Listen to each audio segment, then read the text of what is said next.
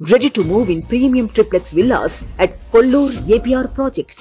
రఘుబాబు ప్రమాద కేసులో big twist బయటపడింది. బీఆర్ఎస్ నేతను కారుతో ఢీకొట్టింది రఘుబాబుగా తేలింది. రఘుబాబే స్వయంగా కారు నడిపి ప్రమాదం చేసినట్టుగా పోలీసులు తేల్చారు.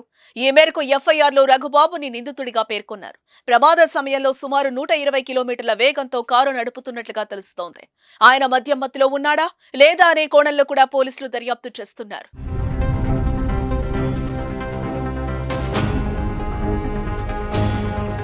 బుధవారం సాయంత్రం బైక్ పై బీఆర్ఎస్ నేత జనార్దన్ వెంచర్ కు వెళ్లి తిరిగి ఇంటికొస్తుండగా నల్గొండ శివారులోని లెప్రసీ కాలనీ వద్ద రోడ్డు ప్రమాదానికి గురయ్యాడు. హైదరాబాద్ నుంచి మిర్యాలగూడ వైపు వెళుతున్న Raghubabu BMW car Janardhan bike ను ఢీకొట్టింది. ఈ ఘటనలో జనార్దన్ గాల్లోకి ఎగిరి కారు బ్యానెట్ పై పడ్డాడు. ఈ ప్రమాదంలో ఆయన అక్కడికక్కడే మృతి చెందాడు. జనార్దన్ రాంగ్ రూట్ లో రావడంతో ప్రమాదం జరిగినట్టుగా స్థానికులు చెప్తున్నారు. రఘుబాబుకు ఈ ఘటనలో ఎటువంటి గాయాలైతే కాలేదు. రఘుబాబు వెనకే ఆయన కుమారుడు రేంజ్ రోవర్ కారులో వస్తూ ప్రమాద స్థలి వద్ద ఆగారు.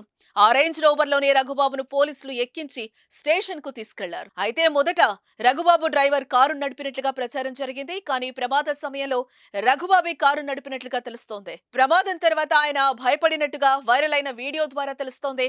బైక్ పై వచ్చిన వ్యక్తి ఎటువైపు నుంచి వచ్చాడు, ఎలా ప్రమాదం జరిగింది అని రఘుబాబు వారితో మాట్లాడటం ఆ వీడియోలో కనిపిస్తోంది. మృతుడు జనార్దన్ రావు స్వస్థలం నకరేకల్ మండలంలోని మంగళపల్లి గ్రామం. జనార్దన్ రావుకు భార్య, కుమార్తె, కుమారుడున్నారు. జనార్దన్ రావు తెలుగుదేశం ఆవిర్భావం నుంచి ఆ పార్టీలో చురుకైన నేతగానే కొనసాగారు. ఆ తర్వాత జరిగిన రాజకీయ పరిణామాలతో బీఆర్ఎస్ లో చేరారు. గత మున్సిపల్ ఎన్నికల్లో శ్రీనగర్ కాలనీ నుంచి పోటీ చేసి ఓటమి చెందారు. ప్రస్తుతం నల్గొండ పట్టణ ప్రధాన కార్యదర్శిగా కొనసాగుతున్నారు. మాజీ మంత్రి జగదీష్ రెడ్డి జనార్దన్ కుటుంబ సభ్యులను పరామర్శించారు. స్వయంగా పోలీస్ స్టేషన్ కు వెళ్లి ఘటనపై ఆరా తీస్తున్నారు.